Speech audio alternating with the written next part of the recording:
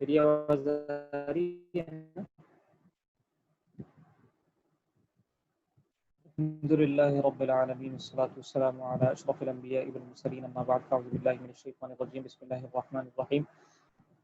حضرات گرامی، جیسا کہ آپ بخوبی واقف ہیں کہ آج کی ورکشاپ کا عنوان فنڈامنٹل آف اسلامک بینکنگ ہے، اور آج کی یہ workshop institute of training and افتاء کے پلیٹ فارم سے پریزنٹ کی جا رہی ہے۔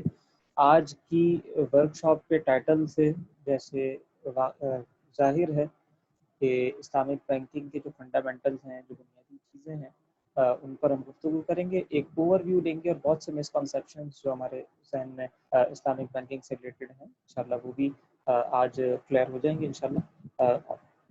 آج جو ہماری پریزنٹیشن ہوگی وہ میں آپ سے شیئر کر رہا ہوں تاکہ وہ پریزنٹیشن سامنے ہو اور ہم بات کو آگے بڑھائیں اور بآسانی سمجھ سکیں۔ فنڈامنٹل آف اسلامک بینکنگ کے عنوان سے آج ہمارا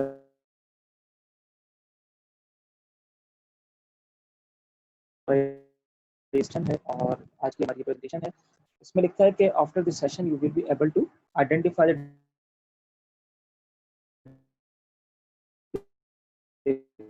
کے بعد آپ بآسانی اسلامک اور کنونشنل بینکنگ کے جو ڈفرینسز ہیں ان کو جان سکیں گے۔ Pin point the sources of Islamic banking principles, جو Islamic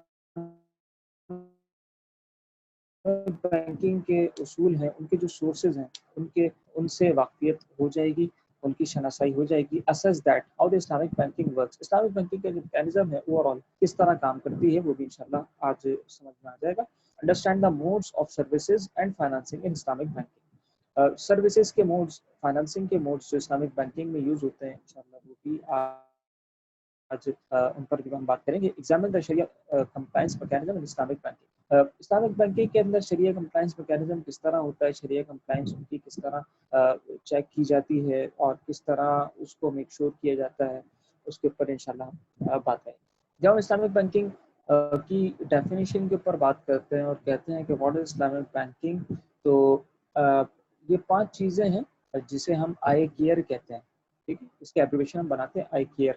interest free, contractual, asset based, risk bearing, ethical.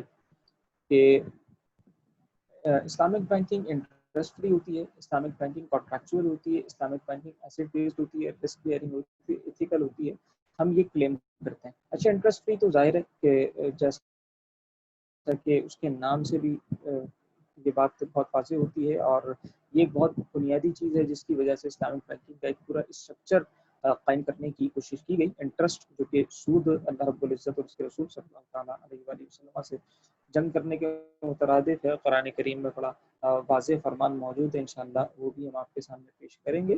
تو اس سلسلے میں ہی یہ کاوش کی گئی، علماء کی طرف سے کاوش کی گئی، مزید بھی لوگ اس کے اندر شامل تھے۔ ایون کہ قائد اعظم نے جب اسٹیٹ بینک کی انوگریشن کی تو اس موقع پر بھی قائد اعظم نے فرمایا تھا کہ میں جو ہے وہ دیکھنا چاہتا ہوں کہ یہاں پر جو کام ہو وہ اسلامی اصولوں کے مطابق ہو، اور اسلامی اصولوں کے مطابق ہی ہم اپنی معیشت کو چلائیں۔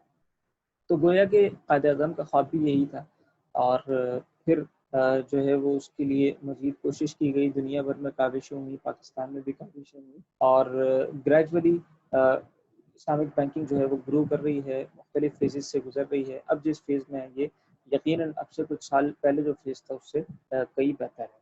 تو انٹرسٹ فری ہونا یہ کلیم ہم کرتے ہیں۔ انٹرسٹ کیا ہوتا ہے، انٹرسٹ فری یہ کیسے ہے، اس پر انشاءاللہ ہم بات کریں گے، اس کے اکاؤنٹس پر بات کریں گے، ایسٹ سائڈ، لائبلٹی سائڈ، دونوں سائڈس کے اوپر انشاءاللہ بات کریں گے۔ ہم کہتے ہیں کہ اسلامک بینکنگ کانٹریکچوئل ہے۔ کانٹریکچوئل تو کیا کنونشنل بینکنگ کانٹریکچوئل نہیں ہوتی؟ بالکل کنونشنل بینکنگ کانٹریکچوئل ہوتی ہے۔ اصل میں 2 چیزیں، ایک ہے کانٹریکٹ کا موجود ہونا، ایک ہے کانٹریکٹ کا درست ہونا۔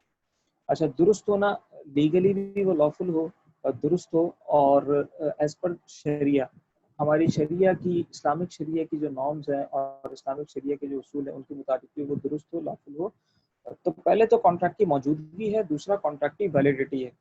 کانٹریکٹ موجود ہو، بالکل کنونشنل کے اندر بھی کانٹریکٹ موجود ہوتا ہے، ہم جب اکاؤنٹ کھلوا رہے ہوتے ہیں کنونشنل کے اندر یا اسلامک کے اندر، دونوں میں کانٹریکٹ موجود ہوتا ہے، لیکن بعض کانٹریکٹس ایسے بھی ہوتے ہیں کہ جو ویلڈ نہیں ہوتے شریعت کی نظر میں، جیسے شراب کا کانٹریکٹ ہو گیا، پگ کا کانٹریکٹ ہو گیا، اسی طرح جیسے بھی ہم بات کر رہے ہیں انٹرسٹ کا کانٹریکٹ ہو گیا، یہ سارے کانٹریکٹس جو ہے وہ شریعت کی نظر میں ویلڈ نہیں ہوتے. لہٰذا ان چیزوں کی ویلیڈیٹی کو شریعت نے شریعت مطالعہ نے بیان کر دیا ہے، ان کی ویلیو کو نلیفائی کر دیا ہے. جیسے پگ میں نے عرض کیا اور شراب وائن میں نے عرض کیا. ٹھیک ہے، تو کانٹریکٹ کا ہونا اور کانٹریکٹ کا درست ہونا، یعنی کسی ایسی چیز کا کانٹریکٹ نہ ہو کہ جس کو جو ہے وہ ہمارے قانون نے، ہماری شریعت مطہرہ نے منع کر دیا ہو. اس چیز کا خیال بھی اسلامک بینکنگ کے اندر رکھا جاتا ہے. اچھا، بعض چیزیں ایسی ہوتی ہیں کہ جس کا کانٹریکٹ کرنا ہی درست نہیں ہوتا ہے اس پر شریعہ، وہ کہلاتی ہیں باطل چیزیں، یا جو ہے وہ کانٹریکٹ باطل کہلاتا ہے، وہ ٹرانزیکشن باطل کہلاتی ہے. بعض چیزیں ایسی ہوتی ہیں کہ اگر وہ کانٹریکٹ کے اندر شامل کر دی جائیں تو ان کی موجودگی میں وہ کانٹریکٹ درست نہیں ہے، اس کی ایگزیکیوشن درست نہیں ہوگی، لیکن اگر وہ چیز نکل جائے، وہ کلاز نکل جائے، وہ بات نکل جائے تو اب کانٹریکٹ درست ہو جائے گا. ایسی جو چیزیں ہوتی ہیں وہ فاسد کہلاتی ہیں. جیسے شرط فاسد کا آپ نے نام سنا ہوگا. تو مثال کے طور پر میں ایک مثال آپ کو دیتا ہوں کہ کسی شخص نے کسی کو اپنا گھر رینٹ پر دیا، کرائے پر دیا، اور یہ کہا کہ میں تمہیں کرائے پر یہ گھر دے رہا ہوں، اس کا کرایہ آج سے شروع ہو جائے گا، لیکن شرط یہ ہے کہ تم 3 مہینے تک اس گھر میں رہوں گا اور کرایہ تم بھرتے رہو گے. تو یہ جو ہے یہ شرط فاسد ہے. علماء فرماتے ہیں کہ اس شرط کا لگانا درست نہیں ہے. جب تک یہ شرط موجود رہے گی اس کانٹریکٹ کی ایگزیکیوشن پہ ایک سوالیہ نشان کھڑا رہے گا. جیسے یہ شرط ہٹائی، کانٹریکٹ میں باقی چیزیں ٹھیک تھی تو کانٹریکٹ درست ہو گیا، کرایہ داری کا معاہدہ تھا. لیکن کچھ چیزیں ایسی ہوتی ہیں کہ جن کی موجودگی میں جن کا کانٹریکٹ درست نہیں ہوتا. ٹھیک ہے، تو بعض کانٹریکٹس باطل ہوتے ہیں، بعض کانٹریکٹس فاسد ہوتے ہیں. یہ جو ہے وہ کلاسیفیکیشنز ہوتی ہیں ایز پر شریعہ. اچھا، پھر ہم کلیم کرتے ہیں کہ اسلامک بینکنگ ایسٹ بیسڈ ہے، یعنی اسلامک بینکنگ میں جتنی بھی ٹرانزیکشنز ہو رہی ہوتی ہیں وہ ایسٹس کی بنیاد پر ہو رہی ہوتی ہیں. ان کی بیسز جو ہے ان کی بیس پر ایسٹ ہوتا ہے. اب جیسے پیسے پر پیسہ اسلامک بینک نہیں دیتا، یعنی پیسہ نہیں دیتا کہ پیسہ دے دے اور پھر اس کے اوپر پیسہ لے لے، بلکہ وہ کسی ایسٹ کو بیچ رہا ہوتا ہے، یا اس کے اگینسٹ وہ سروسز پرووائڈ کر رہا ہوتا ہے، یا وہ کسی ایسٹ کو رینٹ آؤٹ کر رہا ہوتا ہے، اس کے اگینسٹ وہ چارج کر رہا ہوتا ہے. اور یہ تو عین جو ہے وہ اسلامی طریقے ہیں، اور بالکل ہمارے معاشرے میں سیل پرچیز چل رہی ہوتی ہے، کرایہ داری کے معاہدات چل رہے ہوتے ہیں، یہ بالکل درست ہے، قانون بھی درست ہے، شرع بھی درست ہے.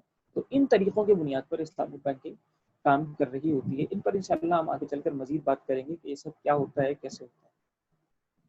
پھر ہم کلیم کرتے ہیں کہ اسلامک بینکنگ رسک بیئرنگ ہے، یعنی اسلامک بینکس اپنے ایسٹس کا رسک بیئر کرتے ہیں.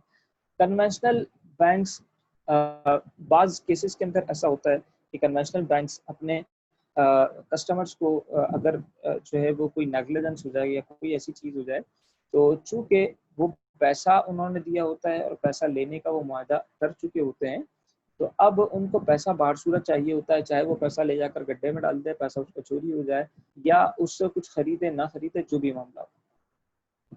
ٹھیک ہے، جبکہ اسلامک بینکس کے اندر کیا ہوتا ہے کہ چلے اگر کوئی یہ کلیم کرے کہ نہیں کنونشنل بینکنگ کے اندر بھی ایسٹ خریدا جاتا ہے. میں ایک مثال سے اس کو واضح کرتا ہوں. کنونشنل بینکنگ کے اندر اگر گاڑی پرچیز کی آج کی تاریخ میں اور گاڑی چلی گئی بکنگ پر، 3 مہینے کے بعد گاڑی آئے گی، کنونشنل بینکس آج کی تاریخ سے اس کا رینٹل اسٹارٹ کر دیتے ہیں. جبکہ اسلامک بینک کہتا ہے کہ جب تک آپ کے پوزیشن میں گاڑی نہیں آئی ہم اس کا رینٹل چارج نہیں کر سکتے. لہٰذا ہم جب 3 مہینے کے بعد گاڑی آئے گی، پوزیشن میں جائے گی، اس کے یوزر فلکس ٹرانسفر ہوں گے، وہ گاڑی یوزفل ہوگی، وہ گاڑی جو ہے وہ استعمال کے قابل ہوگی، تب کہیں جا کر اس کا رینٹل اسٹارٹ ہو گئے. تو یہ جو 3 مہینے تک پیسہ اس نے پھنسا کر رکھا، پیسہ دے کر رکھا کہ اس کے بیچ کچھ ہو جاتا، کسٹمر کو اس کا لاس پاس آن نہیں کیا جا سکتا تھا، اس لیے کہ کسٹمر کو ابھی ایسٹ ٹرانسفر نہیں ہوا، اس کے پوزیشن میں نہیں گیا. لہٰذا یہ 3 مہینے تک جو اپنا ایسٹ کا risk bear Islamic banking Islamic bank بیٹھا، اس لیے جو ہے وہ ہم کہتے ہیں کہ اسلامک بینکنگ رسک بیئرنگ ہے. اچھا، ظاہر ہے کہ ایتھیکل تو لازماً ہے. جب بات آتی ہے اسلام کی تو ایتھکس تو فوراً سے ہمارے ذہن میں آ جاتے ہیں. اسلامک بینکنگ ایتھیکل ہے، اور ایتھکس میں آپ یوں سمجھیں کہ بعض چیزیں ایسی ہوتی ہیں کہ اسلامک بینکس اس ایسٹ کے مالک ہوتے ہیں لیکن جب کوئی کسٹمر کو فیسیلیٹیشن یا فیسلٹی دینے کی بات آتی ہے تو پھر اسلامک بینک کبھی بھی پیچھے نہیں رہتا، وہ کسٹمر کو فیسیلیٹیٹ کرتا ہے. ٹھیک ہے، جیسے بعض کیسز ایسے آئے ہیں ہمارے اپنے سامنے کے کیسز ہیں کہ کسٹمر کی گاڑی ٹوٹل لاس ہو گئی اور اب کسٹمر کو اس کے اندر سراسر نقصان ہو رہا تھا. اجارہ کا کیس تھا، وہ ہم آگے چل کر پھر اس پر بات کریں گے کہ اجارہ کیا ہوتا ہے اور اس کے ٹریٹمنٹ کیسے ہوتی ہے. اجارہ کا کیس تھا اور گاڑی اس کی ٹوٹل لاس ہو گئی تھی، تباہ ہو گئی تھی. تو اب جو ہے وہ چونکہ مالک اس کا بینک تھا، بینک کی مرضی، وہ اپنا ایسٹ کا مالک ہے، وہ اس کو کچھ پیسے دیتا ہے نہیں دیتا. وہ تو کہتے ہیں بھائی تم تو گاڑی کرایہ پر چلا رہے تھے اور جتنا تم نے کرایہ دیا اتنے عرصے کی تم نے گاڑی چلا لی. رینٹ کار والے سے اگر تم گاڑی لیتے ہو کرایہ پر تو جو ہے وہ تمہیں مالک تھوڑی کوئی بنا دیتا اس کا. اگر تم نقصان کر دو گے تو ٹھیک ہے، بس اب تم نے جو ہے وہ جو ہے اگر گاڑی تمہاری ٹوٹل لاس ہو جاتی ہے ٹھیک ہے، اگر تمہاری غلطی نہیں بھی تھی تب بھی جو ہے وہ ہم تمہیں تھوڑی کو سیٹل ڈاؤن کریں گے. وہ تو اپنے ایسٹ کو خود اپنے ایسٹ کا نقصان وہ برداشت کرے گا. آپ نے جتنے عرصے گاڑی چلائی آپ نے اس کی قسطیں بڑھتی ٹھیک ہے. لیکن اسلامک بینکس یہاں پر کسٹمر کو اگر لاس ہو رہا ہو تو اس کو بھی جو ہے وہ اتنا کم سے کم سیٹل ڈاؤن کر دیتے ہیں کہ کسٹمر جو ہے وہ کوئی بہت زیادہ اس کو نقصان برداشت نہ کرنا پڑے. ایسے ایتھیکل کیسز بھی جو ہے اور ایسی کیس اسٹڈیز اسلامک بینکنگ میں موجود ہیں. اچھا، ہم نے ربا کے حوالے سے بات کی تھی، سود کے حوالے سے بات کی تھی. سب سے پہلے دیکھتے ہیں کہ ربا ہوتا کیا ہے. تو یہ دیکھیے جناب، یہاں پر لکھا ہوا ہے اس کی تعریف میں کہ every loan that draws any premium یا بینیفٹ کیش اور کائنڈ از ربا از انٹرسٹ. نیچے ایک تعریف لکھی ہوئی ہے، یہ حدیث شریف کے اندر ربا کی تعریف وارد ہے. کل قرض جر منفعۃ فہو ربا، کہ کوئی بھی ایسا قرض کہ جس سے کسی بھی قسم کا کوئی فائدہ اٹھایا جائے تو وہ فائدہ کیا ہے؟ سود ہے، ربا ہے، انٹرسٹ ہے. اور انگلش میں جو اوپر تعریف لکھی ہے کہ every loan that draws any premium benefit cash اور کائنڈ از ربا از انٹرسٹ، یعنی کسی بھی قسم کا کوئی قرض، لون کا مطلب قرض کا معاہدہ ہو اور قرض کے معاہدے پر یعنی قرض دیا ہے اور پھر اس پر کسی بھی قسم کا کوئی پریمیم لے رہے ہیں، کسی بھی قسم کا کوئی فائدہ اس سے حاصل کر رہے ہیں، یعنی کیش کی صورت میں فائدہ ہو، یعنی پیسے کے اوپر کچھ پیسہ لے رہے ہوں اور معاہدہ قرض کا ہے. یہ بات ذہن میں رکھیے گا. ٹھیک ہے، اس سے پیسہ لے رہے ہیں یا اس کے علاوہ کسی بھی قسم کی کوئی سہولت اس سے لے رہے ہیں، جیسے مثال کے طور پر اس کے گھر میں فری میں رہنا شروع ہو گئے، یا پھر جو ہے وہ جس کو قرض دیا تھا اب جناب وہ بچوں کو اسکول سے لانا لے جانا اس نے شروع کر دیا، پک اینڈ ڈراپ شروع کر دی ہمیں، اس نے جو ہے وہ آفس سے لینا شروع کر دیا ہے. اس طرح کی کوئی بھی فیسلٹی جو وہ پہلے نہیں کرتا تھا. علماء فرماتے ہیں کہ جو کام وہ عادتاً نہیں کرتا تھا اب اس نے کرنا شروع کر دیا تو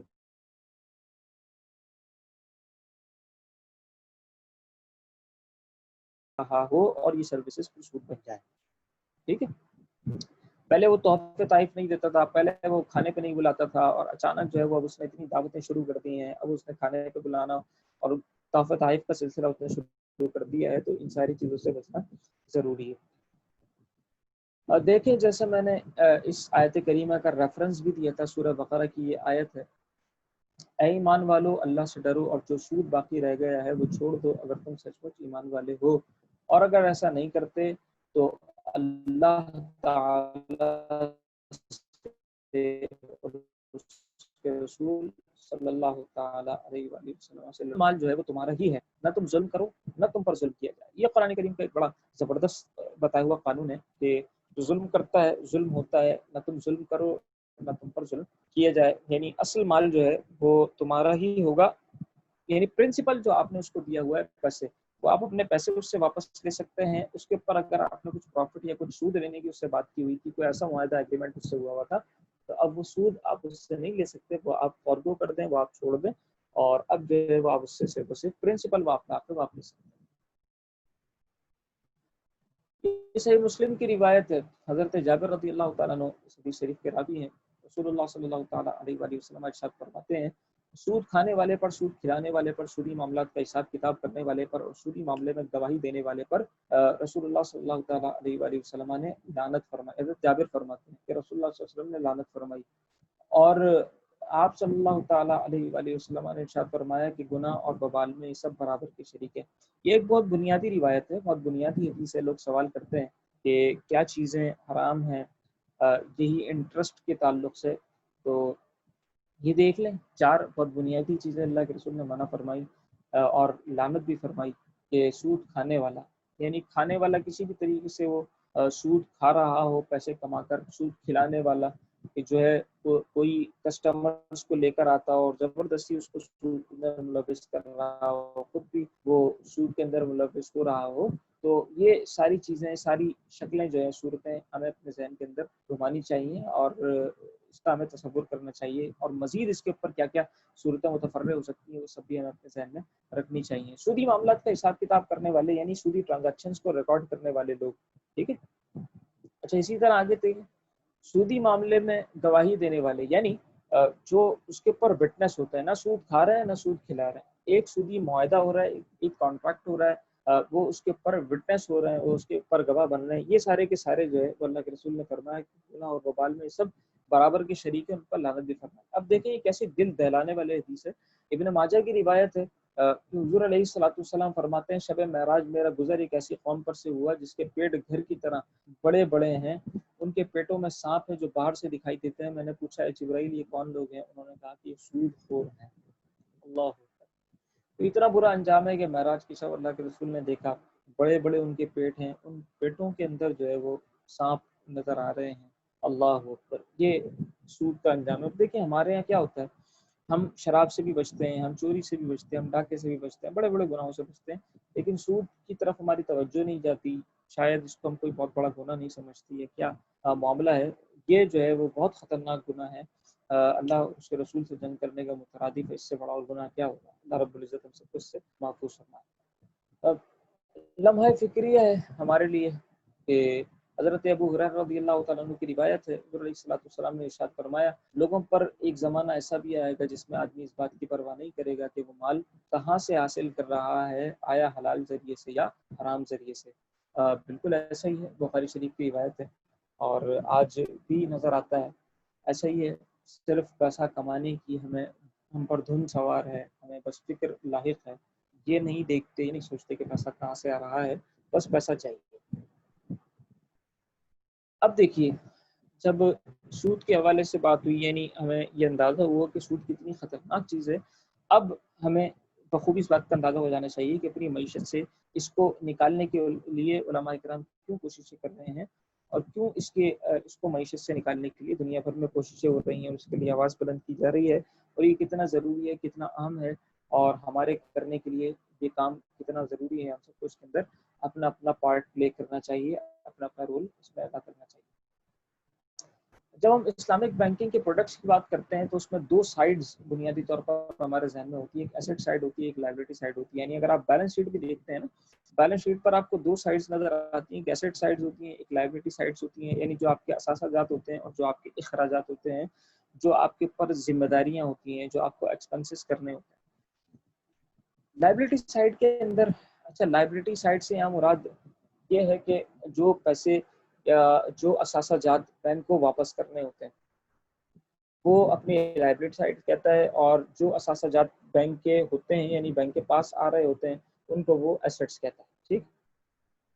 اچھا لائبلٹیز کے اندر آپ دیکھیے گا کہ لائبلٹیز کے پھر دو پورشنز ہوتے ہیں، یعنی دو طرح کی پروڈکٹس ہوتی ہیں لائبلٹیز کے اندر، ایک ہوتی ہے ریمونیٹیو پروڈکٹس اور ایک ہوتی ہے نان ریمونیٹیو پروڈکٹس، یعنی عقود معاوضہ اور عقود غیر معاوضہ آپ کہیں اس کو، کہ جس کے اندر ہم کسی قسم کا کوئی بدلہ کسٹمرز کو دے رہے ہوتے ہیں یا اپنے اکاؤنٹ ہولڈرز کو دے رہے ہوتے ہیں، اور جس کے اندر کوئی بدلہ ہم اپنے اکاؤنٹ ہولڈرز کو یا کسٹمرز کو نہیں دے رہے ہوتے۔ لائبلٹی سائڈ میں دو طرح کے پروڈکٹس ہمارے پاس ہوتی ہیں، جو نان ریمونیٹیو ہوتی ہیں وہ قرض بیسڈ ہوتی ہیں، یعنی جس کے اندر ہم کچھ نہیں دے سکتے۔ ہم نے عرض کیا کہ لون کا جو پیچھے ایک لفظ گزرا تھا ربا کی تعریف میں، تو بنیادی طور پر جو ہے وہ لون کا لفظ استعمال ہوا ہے، اس کو آپ قرض کہہ لیں، اور عربی میں قرض کا لفظ ہی ہے، انگلش میں اس کو لون کہتے ہیں، کلو قرض جر منفعت فهو ربا، انگلش میں کہتے ہیں every loan that draws any premium cash اور کائنڈ از ربا از انٹرسٹ، ٹھیک ہے۔ تو یہاں جو قرض کا معاہدہ ان سے کرتے ہیں، اچھا قرض کا معاہدہ کیوں کرتے ہیں؟ کرنٹ اکاؤنٹ کے اندر ہم پیسے لے رہے ہوتے ہیں، چونکہ ہمیں کچھ اوپر اس پہ واپس نہیں کرنا ہوتا، اس لیے اسلامک بینکس اس کے لیے قرض کا معاہدہ کر رہے ہوتے ہیں۔ قرض کے اندر اگر کچھ بڑھا کر دیں گے تو وہ سود ہو جائے گا، اس لیے کچھ اس پر بڑھا کر نہیں دے سکتے، اور جب نہیں دینا تو ہم نے قرض کا معاہدہ کر لیا۔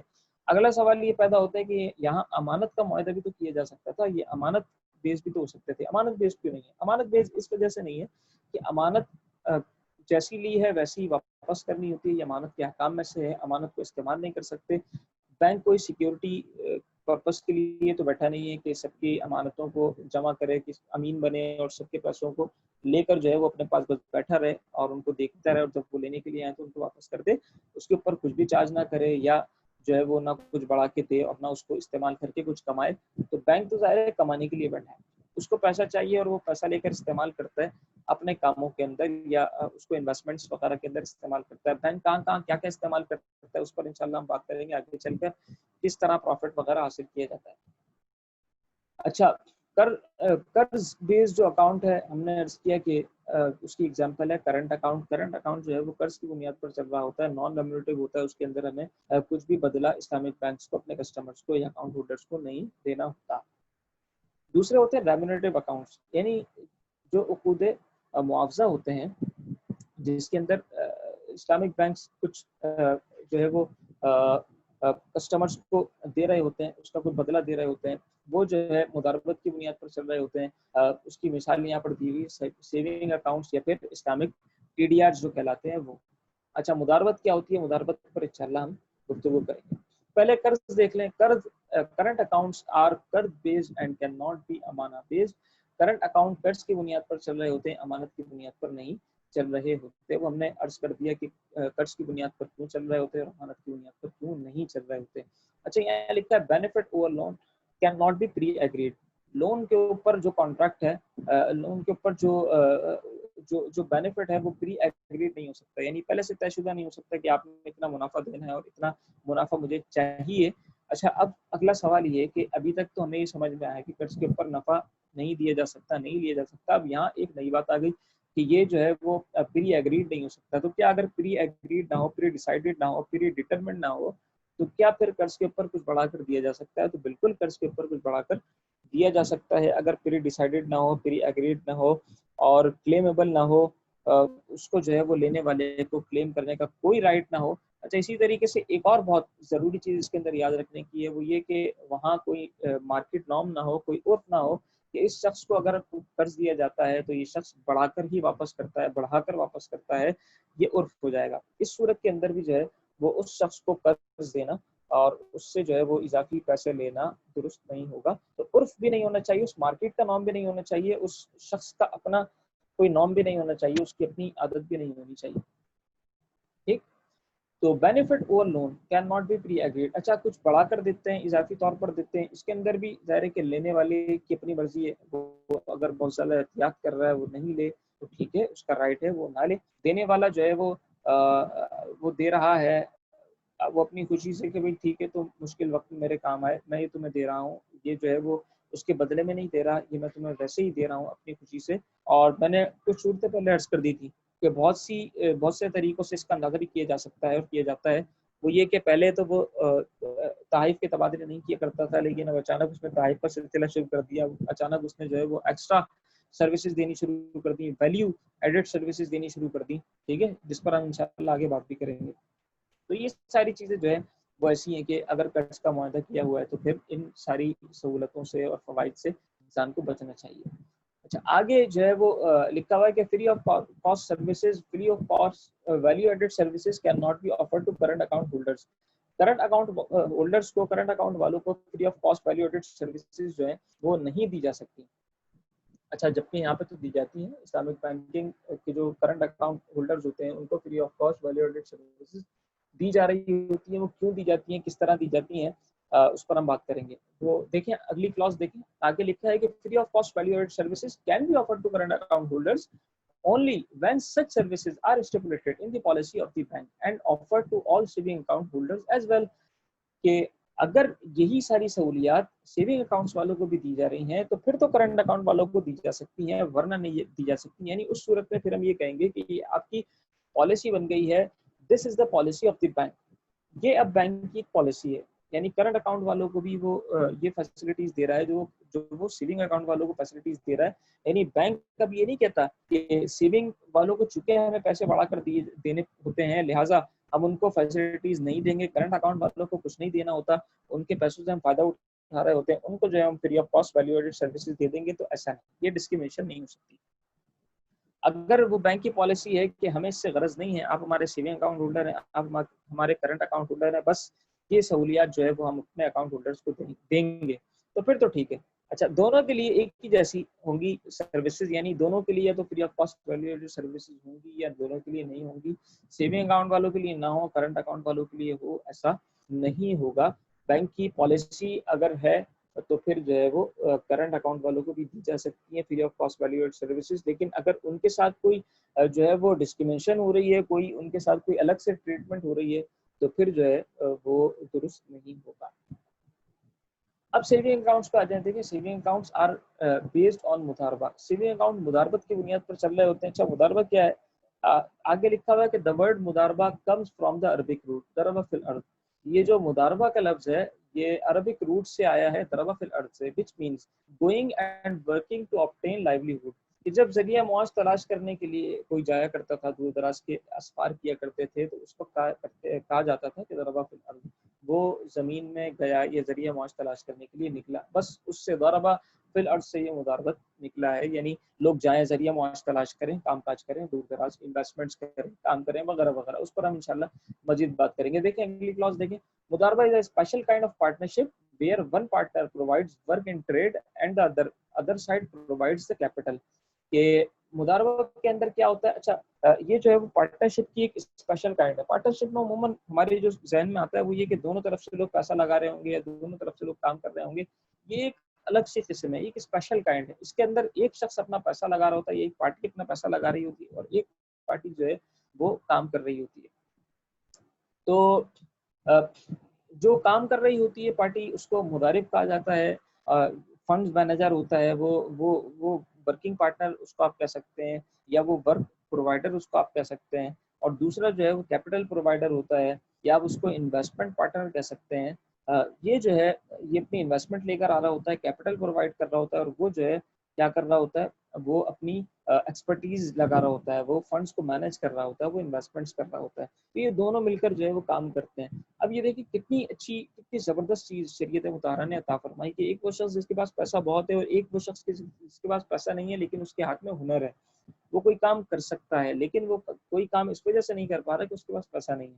جس کے پاس پیسہ ہے وہ ادھر ادھر کہیں فضول اپنی انویسٹمنٹس کرے یا یاشی میں اڑا, اس سے بہتر یہ کہ وہ اس کو کام کاج کروا دے, اور جو ہے وہ جو بھی ایک ریشو ان کے درمیان ڈیسائیڈڈ ہو. یہ ریشو پروفٹ کا ہوتا ہے, اس پر انشاءاللہ آگے چل کر ہم مزید بات کریں گے.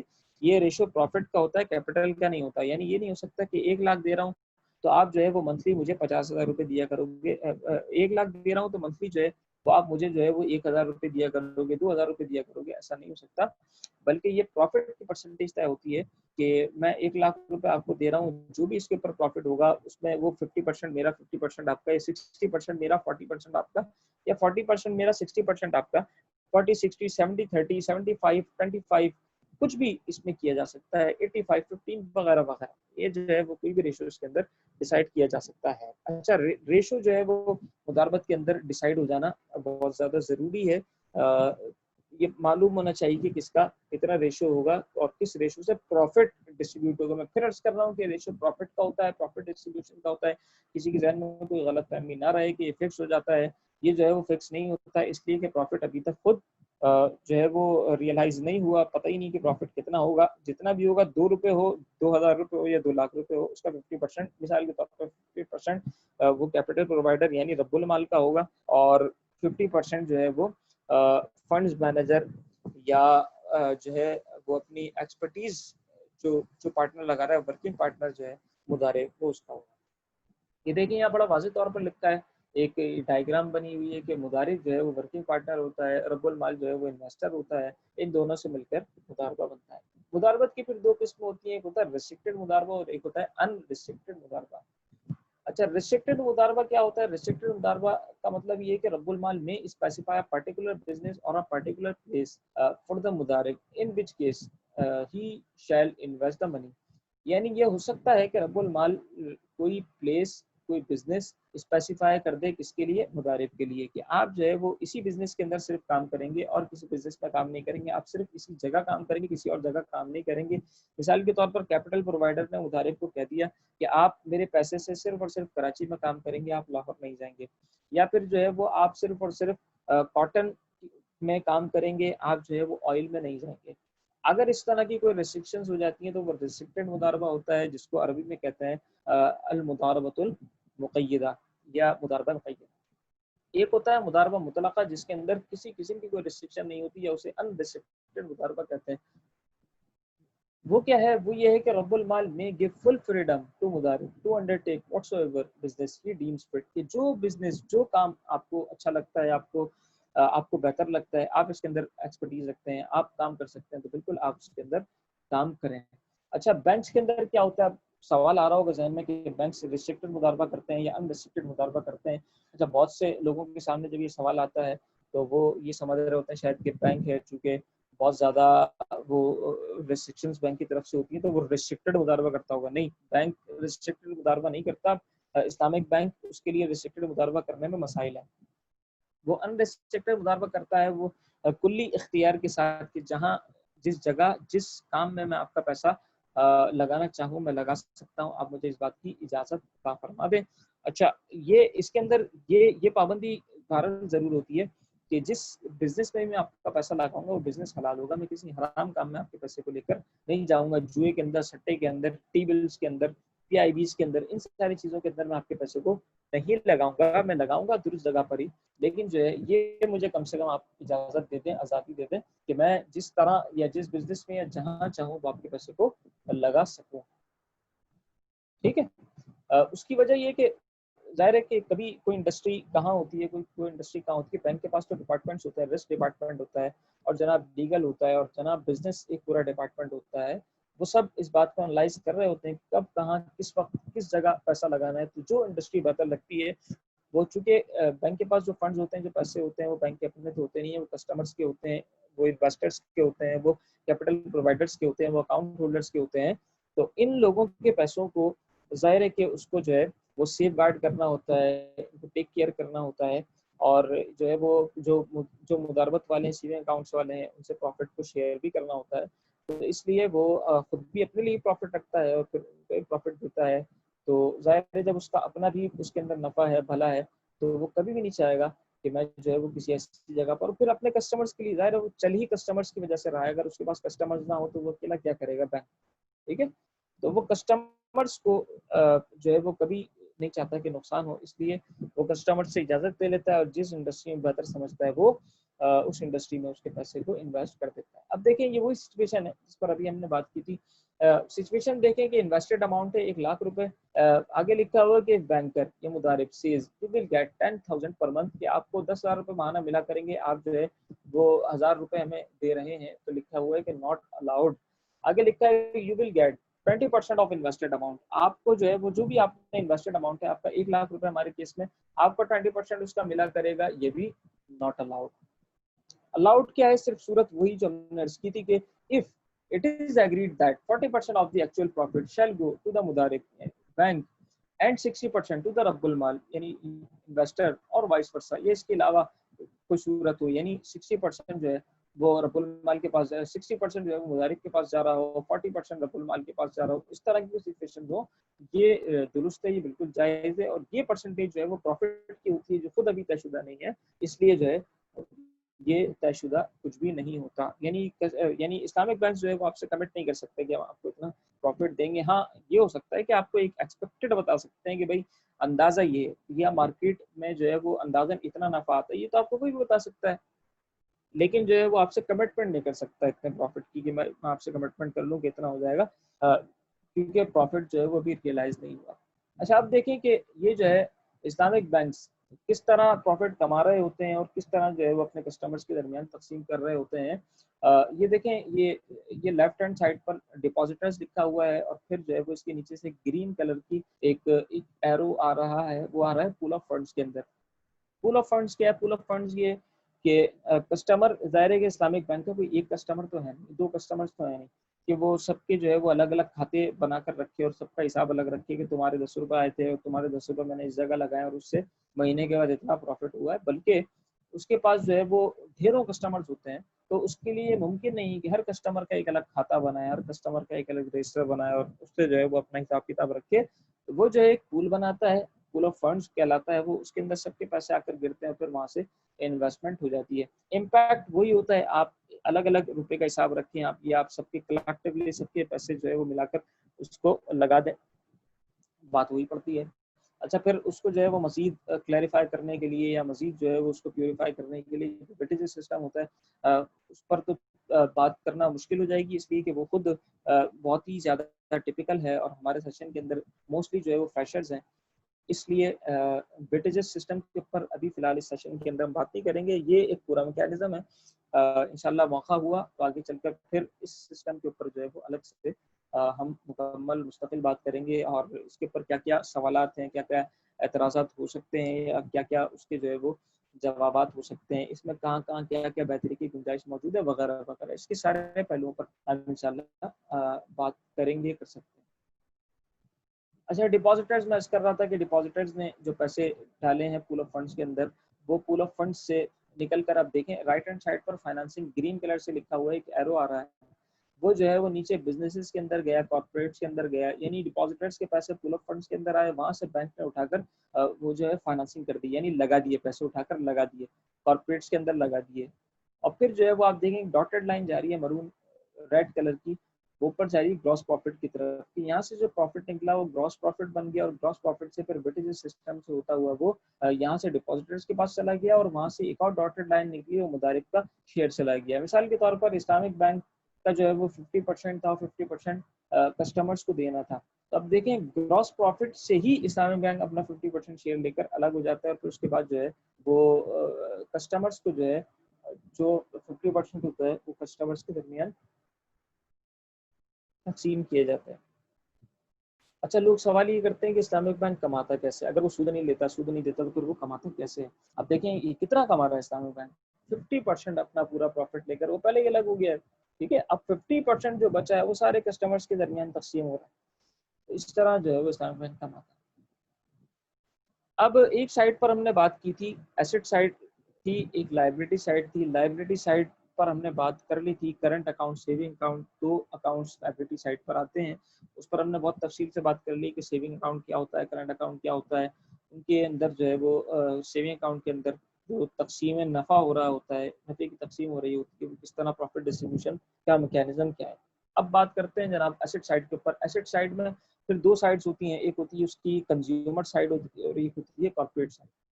اچھا کنزیومر سائڈ کی پھر دو ٹائپس ہوتی ہیں.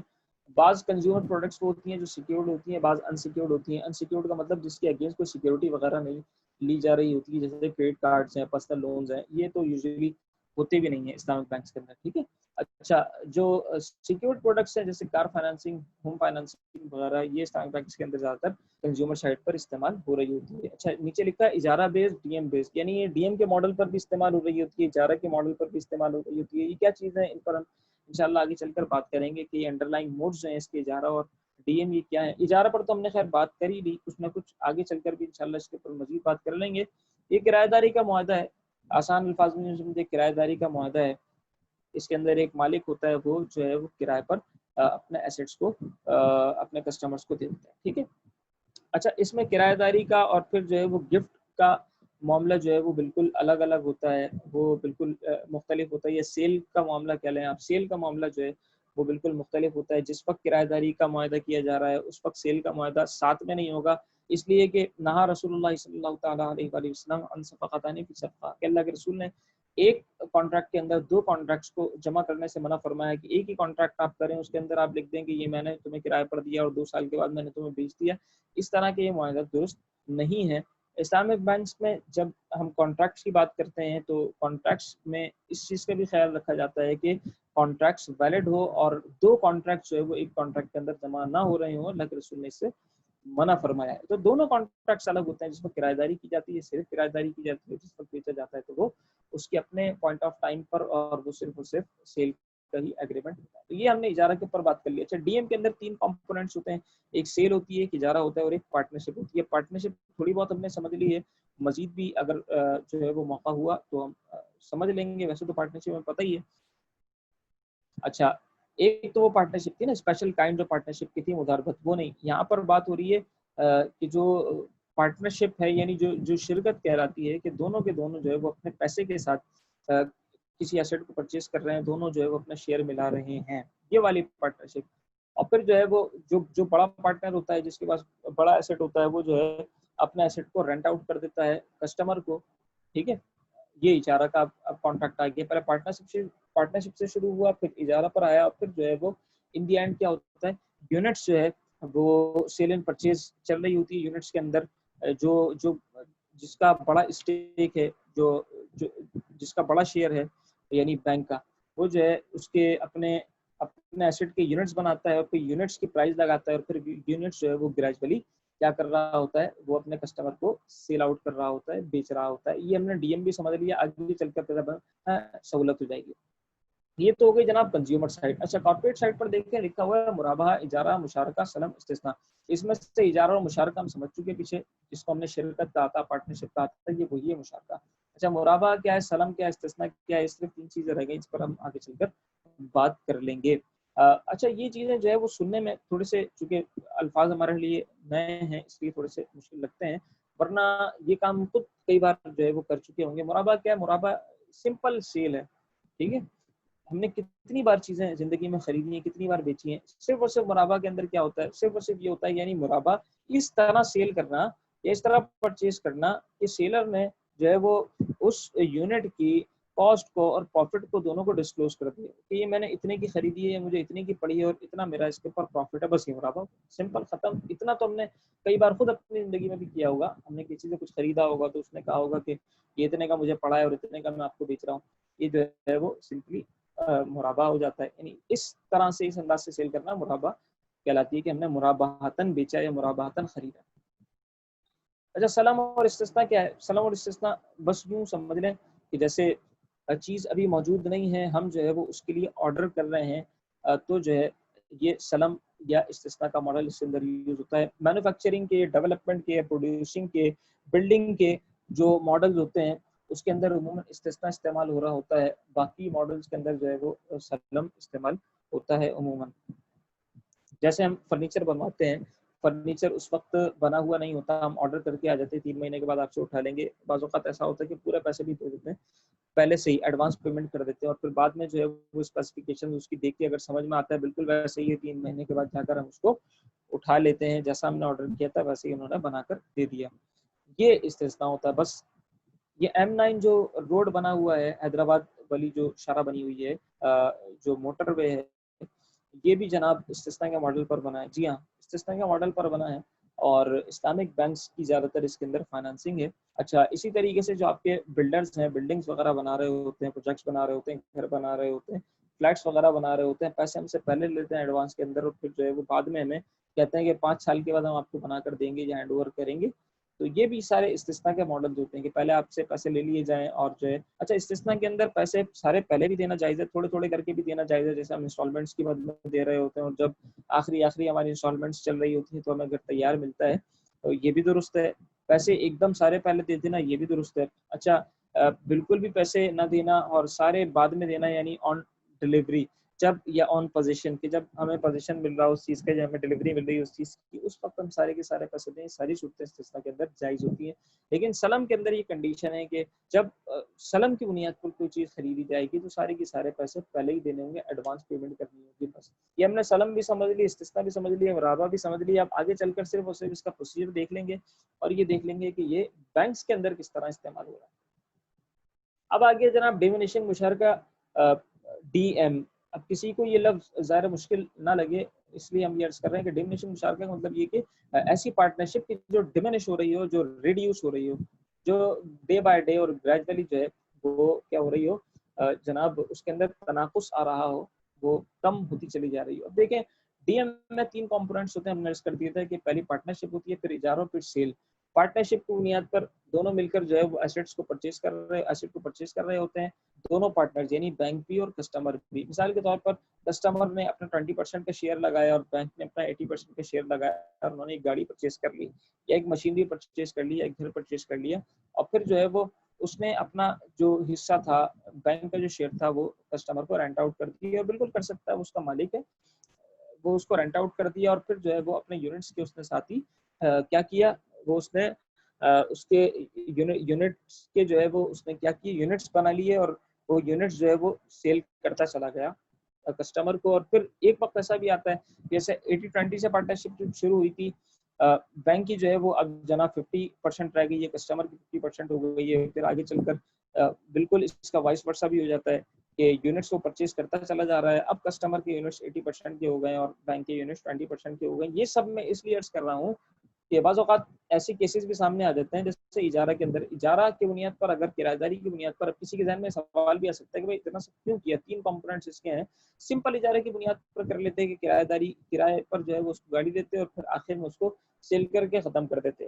اس کے اندر بینک کا تو فائدہ ہی فائدہ ہے. کسٹمر کو بعض اوقات جو ہے وہ اس میں لاس ہو سکتا ہے.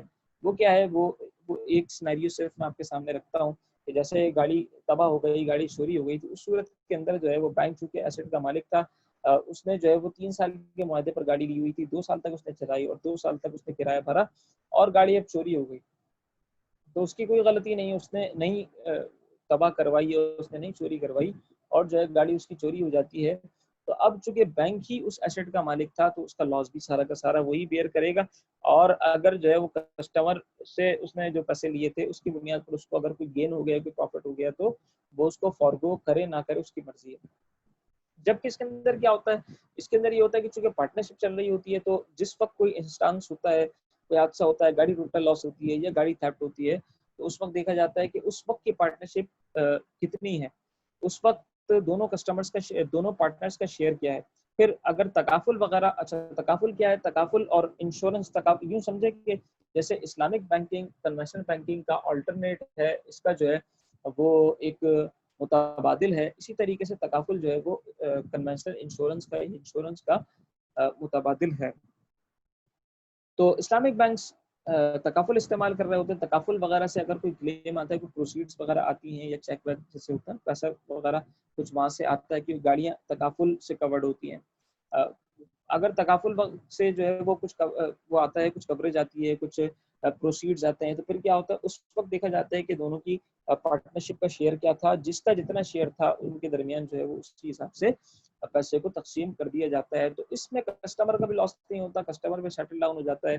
تو اجارہ کے اندر تو بینک کا فائدہ ہی فائدہ تھا نا, لیکن کسٹمر کا چونکہ فائدہ اس کے اندر زیادہ ہے, اس لیے اب دیکھیں یہ اتنی زبردست پروڈکٹس ہیں اسلامک بینکنگ کی, خصوصاً یہ جو کنزیومر پروڈکٹس ہیں, لوگ جو ہے وہ کنونشنل کو چھوڑ کر اسلامک کی طرف آ رہے ہیں. یہ فوائد میں نے آپ کے سامنے رکھے نا کہ اگر نقصان بھی ہو جاتا ہے, چونکہ کسٹمر بھی اس ایسٹ کا مالک ہوتا ہے اور کچھ نہ کچھ اس کا اسٹیک ہوتا ہے, کبھی کبھی بینک سے زیادہ بھی آگے چل کر, یعنی اگر آگے چلے جائیں گے کچھ تو بینک سے زیادہ بھی اس کا اسٹیک ہو جاتا ہے.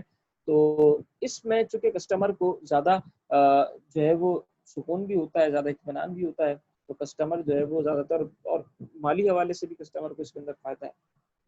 تو کسٹمر جو ہے وہ بہت تیزی کے ساتھ کنونشنل کو چھوڑ کر اسلامک پر شفٹ ہو رہے ہیں. سیل کے حوالے سے دیکھیں بڑا واضح فرمان علی شان قرآن کریم کی آیت ہے کہ احل اللہ البیع وحرم الربا, اللہ رب العزت نے بیع کو یعنی ٹریڈ کو حلال کیا ہے, ربا کو, سود کو حرام کیا ہے. بعض لوگ ابھی بہت معذرت کے ساتھ موجود ہیں, کہتے ہیں کہ جناب دونوں چیزیں ایک ہی جیسی تو لگتی ہیں, بازار سے کوئی چیز خریدو اور اس کے اوپر جو ہے وہ کچھ کما لو بیچ کر اس کو, یا پھر جو ہے وہ کچھ پیسہ دے دو اس کے اوپر پیسہ کما لو. لگتا تو ایسا ہی ہے کہ 10 روپے دیے 12 روپے لے لیے, 10 روپے کی چیز خرید کے بیچی اور 12 روپے لے لی. بات تو وہی لگتی ہے کہ پہلے بھی 10 روپے گئے اور جو ہے وہ 12 روپے اس پر ہمارے آ گئے, لیکن دونوں کے اندر بہت اللہ رب العزت عطا کیا ہوا قانون وہ بے پناہ حکمتوں کو لیے ہوئے ہے اپنے دامن میں. تو بعض اوقات ہمیں حکمتیں سمجھ میں نہیں آتی, لیکن اس کے اندر حکمتیں ہوتی ہیں. اگر حکمتیں سمجھ میں نہ بھی آئیں تو بھی جو ہے وہ ہمیں اللہ کے حکم کو آگے رکھنا چاہیے, اور جو ہے وہ اپنی عقل کو ہمیں ناقص سمجھنا چاہیے. لیکن اس کی حکمت تو بہرحال بہت واضح انداز میں سمجھ میں آتی ہے. اب جیسے آپ جو ہے وہ آج کل کی ہی مثال لے لیں, ابھی ان دنوں اب قربانی کے ایام چل رہے ہیں, تو جانور اگر کوئی خریدتا ہے, یوں سمجھے کہ جب اس نے جانور کسی نے پالنا شروع کیا تو اب اس کو بھوک لگے گی, اب جو ہے وہ چارے والے کی دکان کھل گئی, وہاں سے روزگار مل گیا, ٹھیک ہے. کچھ چیزیں بچتی تھیں, بھوسا بچتا تھا یا اور چیزیں کچھ بچتی تھیں, چھلکے ولکے بچتے تھے, اب وہ لا کر ان کو ڈال دیا کرتے تھے جناب. وہ کہ جو چھلکوں پھینک دیا کرتے تھے ان کو بھی کچھ پیسے مل گئے, ٹھیک ہے. بھوسا وغیرہ چھانتے تھے, پھینک دیا کرتے تھے, جانور اب کھا رہے ہیں, ان کو پیسے مل گئے, ان کی وہ چیز ضائع ہونے سے بچ گئی. اب یہ دیکھیں خدائی نظام, جب انہوں نے بیچا تو جو ہے وہ سیلر کو کچھ پیسے مل گئے، اور پھر جب وہ لے کر گیا، اس نے جب اس کو ذبح کیا، غریبوں کے اندر گوشت تقسیم کیا، وہاں خوشیاں پہنچ گئیں، اور پھر جب اس کی جو کھال ہے وہ جب گئی کمپنی میں، تو اب جناب وہاں ایک کمپنی لگ گئی، وہاں ایک انڈسٹری لگ گئی، وہاں لوگوں کو روزگار مل گیا، اور پھر جب وہ آگے چل کر گئی مختلف شیپس کے اندر اس کے پرس بنے، اس کے بوٹ بنے، یعنی اس کے شوز بنے، تو جو ہے وہ وہاں انڈسٹریز لگ گئی، ان کو روزگار مل گیا۔ تو ایک جانور چلا تھا، اس نے جو ہے وہ کتنے لوگوں کو روزگار فراہم کر دیا۔ تو یہ فرق ہے ٹریڈ کے اندر اور جو ہے وہ ربا کے اندر۔ اس میں کیا ہے، سیدھا سیدھا پیسے لیے اور جیب میں رکھ لیے، ایک پارٹی کے اوپر جو ہے وہ ظلم کر دیا، اور ایک پارٹی جو ہے وہ بے انتہا فائدے میں رہ گئی، اور انسان حرام ہو گیا، کرنا کرانا اس نے کچھ نہیں ہے، سود پر پیسہ دے اور لیٹا رہے۔ اس پیسے کے اندر بالکل بے برکتی ہوتی ہے، اور یہ کتنا خطرناک ہے، اللہ اس کے رسول سے جنگ کرنے کے مترادف ہے۔ 5 چیزیں بہت ضروری ہیں سیل کے اندر۔ دیکھیں ظاہر سی بات ہے کہ ایک سیلر ہونا چاہیے، ایک بائر ہونا چاہیے، ایسا نہیں ہو سکتا کہ وہ خود ہی سیلر بھی ہو، خود ہی بائر بھی ہو، یعنی خود ہی بائر بھی ہو، خود ہی مشتری بھی ہو۔ اسی طرح مبی کا ہونا بہت ضروری ہے، آبجیکٹ، یہ سبجیکٹ میٹر آپ اس کو کہتے ہیں، یعنی جس چیز کے لیے ہم یہ سب کچھ کر رہے ہیں، جس چیز کو خریدنا ہے، جس چیز کو بیچنا ہے، مبی۔ آفر اینڈ ایکسیپٹنس بہت زیادہ ضروری ہے، جس سے ہم ایجاب و قبول کہتے ہیں۔ ایک کہے کہ میں نے خریدا، ایک کہے کہ میں نے بیچا۔ اچھا یہ ماضی یا حال وغیرہ کی صیغے ہونے چاہیے کہ میں نے بیچا، میں نے خریدا، میں بیچ رہا ہوں، میں خرید رہا ہوں، میں بیچتا ہوں، میں خریدتا ہوں۔ فیوچر کا اس میں ٹینس کوئی بھی نہیں ہونا چاہیے، دونوں طرف سے کہیں بھی استعمال نہیں ہونا چاہیے، نہ آفر کے اندر نہ ایکسیپٹنس کے اندر، ورنہ ٹرانزیکشن ہماری درست نہیں ہوگی۔ یعنی کسی نے کہا کہ میں بیچتا ہوں، اس نے کہا کہ میں خرید لوں گا، تو ٹرانزیکشن ظاہر ہے کہ اس نے تو اپنے فیوچر میں ایک ارادے کا اظہار کیا، یہ ایک انٹینشن کا اظہار ہے، ایک ارادے کا اظہار ہے کہ ہاں میں خرید لوں گا، میرا ارادہ ہے، لیکن ابھی تو اس نے خریدنے کی کمٹمنٹ نہیں کی، اس لیے یہ آفر اینڈ ایکسیپٹنس اس طرح نہیں ہوگی، یہاں پر سیل کنکلوڈ نہیں ہوگی۔ اچھا 5ویں چیز ہے سمن، یعنی پرائز، یعنی وہ پیسے کی جو اب دینا قرار پایا ہے وہ سمن کہلاتا ہے۔ اچھا 5 چیزیں ہو گئی جناب، سیلر کا ہونا، بائر کا ہونا، آبجیکٹ کا، سبجیکٹ میٹر کا ہونا، آفر اینڈ ایکسیپٹنس کا ہونا، اور پرائس کا ہونا، یہ ساری چیزیں سیل کے اندر ضروری ہیں۔ اچھا پھر جو مبی ہے، جو آبجیکٹ ہے، جو سبجیکٹ میٹر ہے، اس کے اندر پھر 5 چیزوں کا ہونا بہت زیادہ ضروری، 4 چیزوں کا ہونا ضروری ہے، یعنی 4 اس کے جو ہے وہ کریکٹرسٹکس ہونے چاہیے، 4 خصوصیات اس میں پائی جانی چاہیے۔ ایک تو یہ کہ وہ ویلیویبل گڈ ہونی چاہیے۔ ہم نے عرض کیا کہ بعض چیزیں ایسی ہیں کہ ہو سکتا ہے کہ ہمارے قانون میں اس کی کوئی ویلیو ہو، لیکن شریعت نے اس کی ویلیو کو نلیفائی کر دیا ہو، جیسے پک کی ہم نے ایک مثال آپ کو دی تھی کہ شریعت نے اس کو مال ہی نہیں مانا۔ تو بعض چیزیں وہ کہ جو ہمارے معاشرے کے اندر ہی مال نہیں ہے، یا ہمارے قانون میں وہ مال نہیں ہے، ان کی بھی خرید و فروخت نہیں ہوگی، اور شریعت نے جن کی مالیت سے منع کر دیا، اگرچہ وہ بکتی ہوں، وہ لاکھوں روپے کی ہوں، لیکن جو ہے وہ بھی ویلیوبل گڈس نہیں ہوں گی۔ اسی طرح مبی کی، آفر آبجیکٹ کی، سبجیکٹ میٹر کی ایگزسٹنس بہت ضروری ہے۔ غیر موجود چیز کی خرید و فروخت نہیں کی جائے گی جو ابھی موجود نہیں ہے۔ استثناء کی سلم کی جو میں نے مثالیں آپ کے سامنے پیش کی تھی، ایکسیپشنز ہیں، اس میں بھی جو ہے وہ فقہا یہ فرماتے ہیں بعض کہ جب اس کی خرید و فروخت، جب باقاعدہ اس کی ڈلیوری ہو رہی ہوتی ہے، جب لینے کے لیے کسٹمر اس کو آ رہا ہوتا ہے اور اس کی اسپیسیفکیشن دیکھ کر اب اس کو وہ قبول کر رہا ہوتا ہے، تو اس وقت وہ سیل کنکلوڈ ہو رہی ہوتی ہے۔ تو اس کو غیر موجود چیز کی بیع نہیں کہیں گے، اس کو جو ہے وہ اوصاف کے ذریعے بیع کہتے ہیں کہ اس نے اپنے اوصاف، اس نے جو چیز اس کو چاہیے تھی اس کا وصف بیان کر دیا، وصف کے مطابق جو چیز بن گئی اس نے لے لی، اور پھر سیل جو ہے وہ کنکلوڈ ہو گئی۔ اچھا کیپیبل ٹو ڈیلیور ہو، مقدور تسلیم ہو، یعنی دے بھی سکتا، اس کو حوالے بھی کر سکتا ہو، ایسا نہیں کہ اس کو حوالے نہیں کر سکتا، دے نہیں سکتا۔ مثال کے طور پر سمندر کے اندر مچھلیاں ہیں، وہ کہے کہ یہ مچھلیاں میں نے تمہیں بھیج دی، دے تو سکتا نہیں ہے اس کو، تو مقدور تسلیم بھی ہونی چاہیے۔ اچھا نون ہونی چاہیے، مجهول نہیں ہونی چاہیے، معلوم ہونی چاہیے۔ یعنی اگر 4 چیزیں رکھی ہوئی ہیں، اس نے کہا کہ یہ میں نے بیچنے کے لیے رکھی ہوئی ہے، اس نے کہا کہ ٹھیک ہے میں خریدتا ہوں، کیا چیز خریدتا ہوں، کیا چیز بیچ رہا ہے، کس کی بات ہو رہی ہے، کس کے پیسے لگائے جا رہے ہیں، یہ ساری چیزیں بالکل واضح انداز میں معلوم ہونی چاہیے۔ اب دیکھیں سیل کی پھر 4 ٹائپس ہوتی ہیں۔ اب اس میں آ گیا مرابہ، اور یہ سب کچھ ہم نے آپ کو بتایا سمجھایا۔ اب مرابہ دیکھیں بآسانی سمجھ میں آ جائے گا۔ ان 4 ٹائپس میں سے ایک ہے مرابہ۔ دیکھیں سب سے پہلے مرابہ ہی دیکھ لیں، لکھا ہوا ہے کاسٹ پلس سیل، یہ وہی ہے جو ہم نے عرض کیا تھا کہ کاسٹ ہے پلس پروفٹ کو اس نے جو ہے وہ ڈسکلوز کر دیا، تو اب یہ مرابہ ہو گیا۔ اچھا ایک ہے بلو دی کاسٹ سیل، یعنی کاسٹ جتنی آئی ہے اس سے بھی کم کے اوپر جو ہے وہ سیل کیا جائے، بلو دی کاسٹ اس کو سیل کیا جائے، یہ بیع وضیع ہوتی ہے۔ اچھا یہ کب کیا جاتا ہے؟ بالکل یہ کیا جاتا ہے جیسے آواز لگتی ہے نا، وہی شام گر گئے دام۔ تو اب کیا ہوتا ہے جناب کہ جو اس کے پاس بھی مال پڑا ہوا ہے رکھا ہوا ہے وہ اگر نہیں بیچے گا تو یہ خراب ہو جائے گا، نقصان ہو جائے گا، جتنے کا بک رہا ہے اتنے کا بھی نہیں بکے گا۔ 100 روپے پر کے جی جو ہے وہ اس کی کاسٹ ہے، لیکن جو ہے وہ اب 95 کا 90 کا بیچ کر اس لیے جا رہا ہے کہ اگر ابھی بھی نہیں بیچا تو یہ صبح تک خراب ہو جائے گا اور پھر اتنے پیسے بھی ظاہر نہیں ملیں گے، تو بہت زیادہ نقصان ہو جائے گا۔ تو بڑے نقصان سے بچنے کے لیے وہ چھوٹا نقصان دوبارہ کر رہا ہے، برداشت کر رہا ہے۔ یا پھر یہ بھی ہوتا ہے کہ اب جتنا جو ہے وہ اس نے کمانا تھا اس کے اندر سے وہ کما لیا، اب وہ بس ختم کرنے والی کرتا ہے کہ میں بس ختم کروں اور میں جاؤں۔ اچھا، بے تولیہ بھی ہوتی ہے، کاسٹ ٹو کاسٹ سیل بھی ہوتی ہے، یعنی فرینڈلی سیل۔ ہم جو ہے وہ ایسا ہوتا ہے کہ دوستوں سے پروفٹ نہیں لیتے، جتنے کی چیز لے کر آئے ہیں اتنے کی اٹھا کر اس کو دے بھی دیتے ہیں۔ اسی طرح جو ہے وہ نیگوشیٹڈ اگر سیل ہو، نیگوشیشن کے ساتھ سیل ہو، بے مساومہ کہلاتی ہے۔ اور عموماً ہمارے یہاں جو ہے وہ بازاروں میں یہی ہو رہی ہوتی ہے کہ ہم یہ کہتے ہیں کہ جو ہے وہ کتنے کی دو گے جناب، پیسے کم ہو رہے ہوتے ہیں، وہ اور مزید بتاتا ہے، آفر کرتا ہے، پھر ہم جو ہے وہ اپنی کوئی نئی آفر دیتے ہیں۔ اس طرح کر کے جو ہے وہ نیگوشیشن ہماری چل رہی ہوتی ہے۔ تو اگر نیگوشیشن کے ساتھ ہو تو بے مساومہ، اور نیگوشیشن نہ ہو، وہ بتا دے کہ بھائی اتنے کی مجھے پڑی ہے، اتنا میں اس کے اندر اپنا پروفٹ رکھ رہا ہوں، بے مرابحہ، کاسٹ ٹو کاسٹ دے دے تو بے تولیہ، اور بلو دی کاسٹ دے دے تو بے وضیعہ۔